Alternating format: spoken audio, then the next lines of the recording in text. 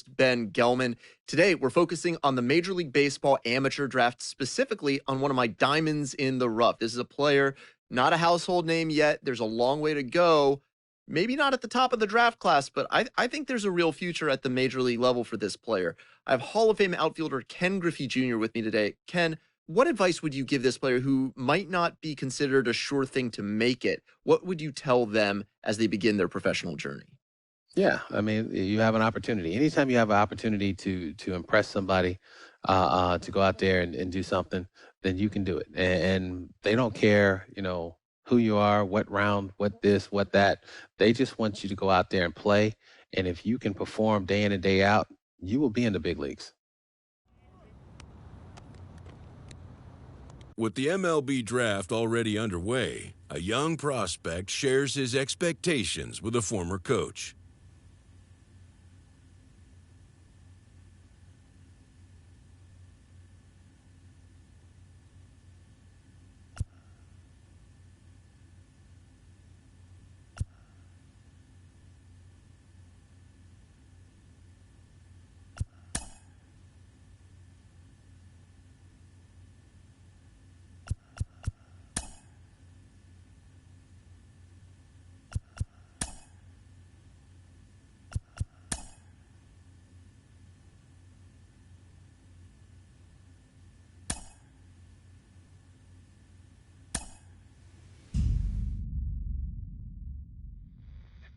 Carlos, you lived that in your baseball career. What's this world like?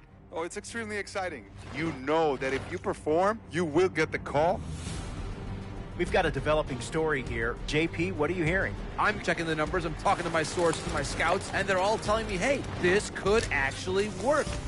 Most of us mere mortals, when we were that age, we were barely chewing gum and walking at the same time, let alone playing the hardest game there is. Let's see if he's pumping up mentally here to adapt. That's what good players do. That dream of getting the big leagues is now becoming reality with that one phone call.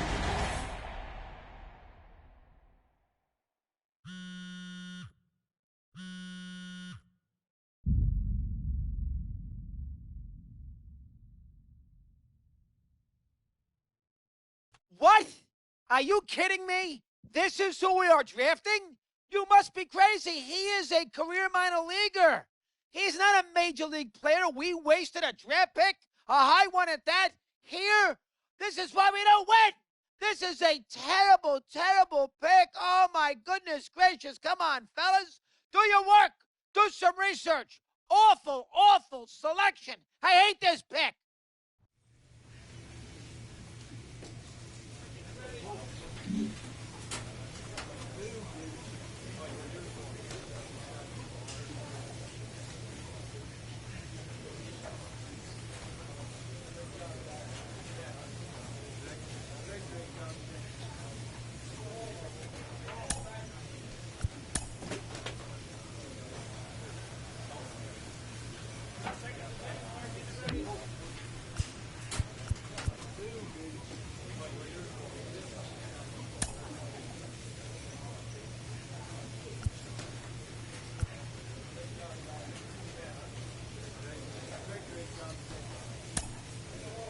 We're talking about one of my favorite picks in this year's MLB amateur draft, and I'm joined by mental performance coach Kellen Lee. Kellen, what have you heard about this particular prospect? When you sent over the list of people we're going to talk about, I had to do some extra research on this one. This is a guy that I flew under the radar, and I really wasn't as familiar with. But after doing a little bit more research, talked to some coaches, talked to the people that know him personally, it sounds like he's got some really strong intangibles. Sounds like he was a great teammate as an amateur player. And I would imagine that the organization perhaps did their homework a little bit and found out a little bit about him that other teams didn't, because it sounds like he brings a lot to the table on the mental side of the game. And as Yogi Berra famously said, baseball is 90% mental, the other half is physical. Now, math on that aside, Kellen, how much has baseball emphasized mental toughness, mental development in recent years? Yeah, there's been a huge shift in a lot of the organizations and players are turning to the mental side of the game to be just a regular part of player development, all the way from the minor leagues all the way up to the major leagues. Some of those mental performance skills include building confidence, establishing routines, setting really effective goals, maintaining motivation, visualization, the sky's the limit. But really what we know is that a really solid mental game allows these players to tap into their physical game more consistently.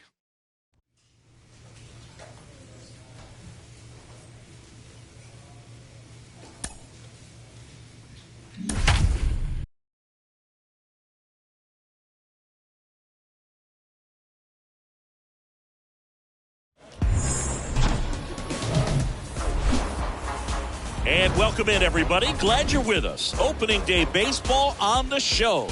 It's the Binghamton Rumble Ponies and the Hartford Yard Goats. And now, please welcome your All right, we'll be back to get this one started after this. Yard Goats. Ready to go now. Getting the nod on the mound, Michael Baird. What do we have on him? Well, just a 3-pitch mix in his arsenal, which, it's not a lot for a starter. So always very important for him to have a good feel and command all three. Sometimes you can make that 3 look like 4 if you add or subtract a little bit of velocity on one. But, one thing about it, it can be easy to get too predictable out there on the mound. So hitters are aware of that. Mixing those 3 pitches in all counts is going to be a big key for him in this one.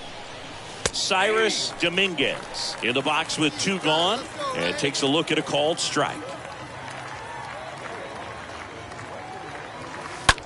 On the ground, into the outfield, base hit. And that keeps the inning going. And he might want to keep that ball for a souvenir. It's his first base hit here in Double-A. For sure, and if he can pick up a bunch more of those, he'll hopefully keep moving up the ranks towards reaching the big leagues.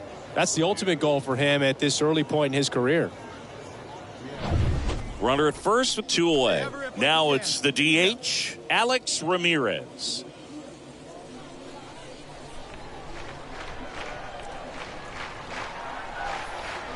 Right-hander kicks, deals. On the ground to the left. Dives, but it kicks off his glove. He doesn't have a play. A tough play, and now there are runners at first and second. That is it. The second baseman, Carlos Cortez. Here's the second baseman, Carlos Cortez. Hey, get your pitch up there. Let's go, kid.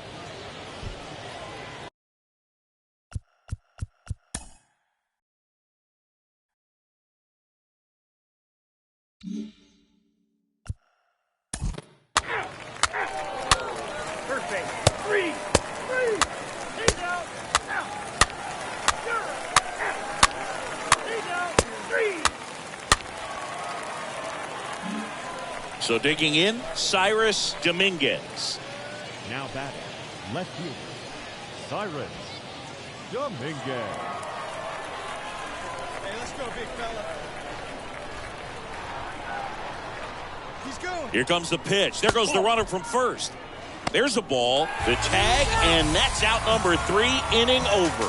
Well, trying to get in the scoring position, but a great catch and throw to end the inning. That's the way to pick up the pitcher.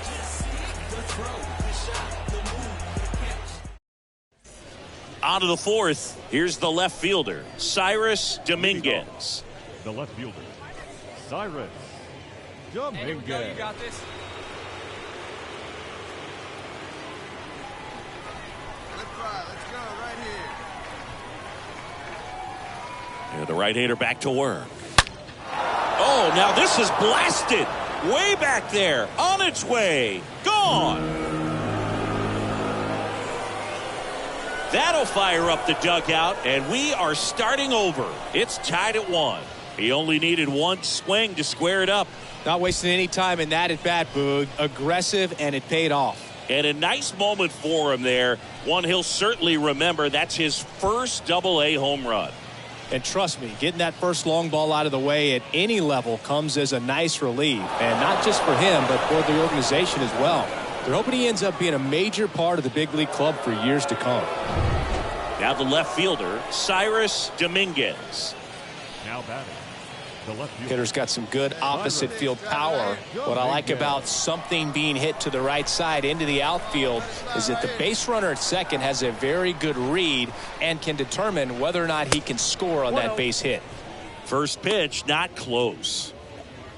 Well, the good thing so far is that he hasn't issued any free passes. Unfortunately, they're making pretty good contact. So not getting the swings and misses and making that defense work behind him. And the 1-0. This one in the air, right field. Veen makes the grab. Runner tags up for third, and he moves up 90 feet. Runners at the corners now. One away. The batter, number 6, designated hitter. So up next, Aaron Shunk. The batter, number 22, second baseman, Aaron Shunk. Hey, we got one. And a pitch. In the air, out towards left center. Drops in for a hit. Couldn't run it down. In to score. Here comes the runner. He'll score, and they've tied it. It's 3-all. Throw to third is late, and he's in easily. Well, here we are, third time through the order, and this is where we see the OPS jump up. Manager might have to go to the bullpen a little bit sooner than he anticipated.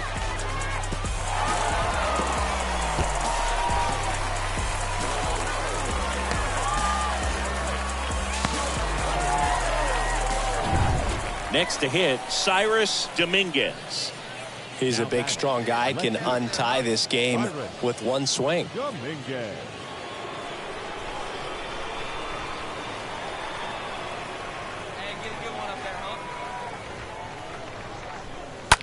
That one the other way. Makes the grab, and that's the inning. Midway in inning number 7, and it's time to stretch. All tied up at 3 apiece. So 2 down. Now it's the shortstop, number 14. This is what stat nerds like myself might call a high leverage situation. Yeah, Boog, not sure what the numbers say, but clearly an at-bat that could change the course of this game dramatically. That one lifted to left. Dominguez drifts towards it, makes the grab, and that'll end the inning. It's the 9th, and we are tied.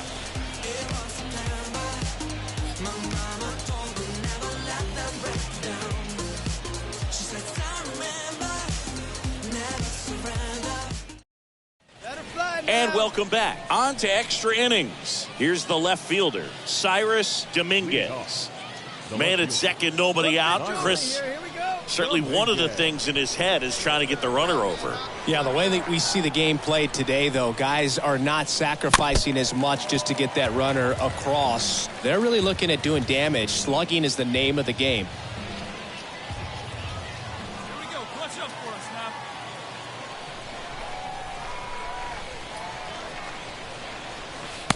Outside, that's the ball.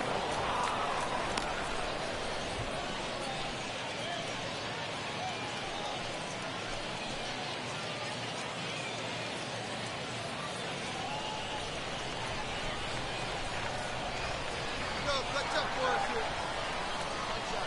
here. 1-1 now. Out to short. On the run, throw to first. And they get the leadoff man in the 10th. The batter, the designated hitter, Alex Ramirez. On to the bottom of the 10th. Down to third baseman, Julio Cortez. Leading up. Look for him to hit behind the runner, perhaps shoot it to the right side. The pitch. Swing and a ball lifted left field. Dominguez makes the catch, and there's one down. Just pulled off of it a little bit right there. That front shoulder coming open instead of staying closed. If he does that, he's going to be able to go up the middle the other way with some authority instead of a fly out to left. And the final score here, 4-3. A one-run extra inning win for Chris Singleton and our entire outstanding crew here at MLB The Show. I'm John Shambi saying so long.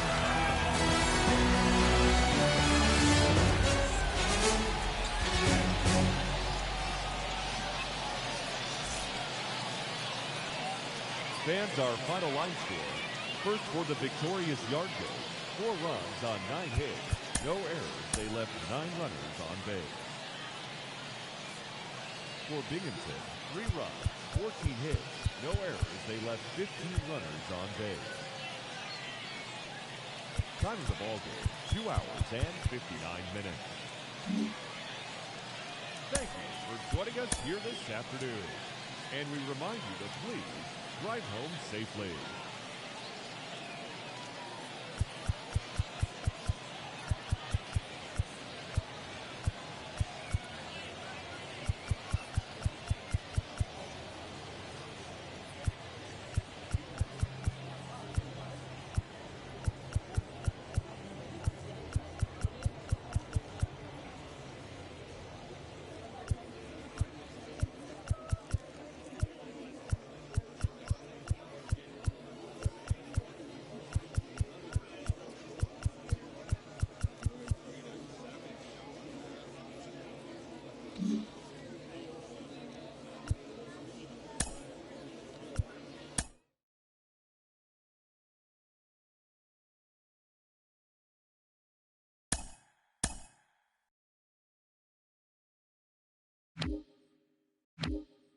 Mm-hmm.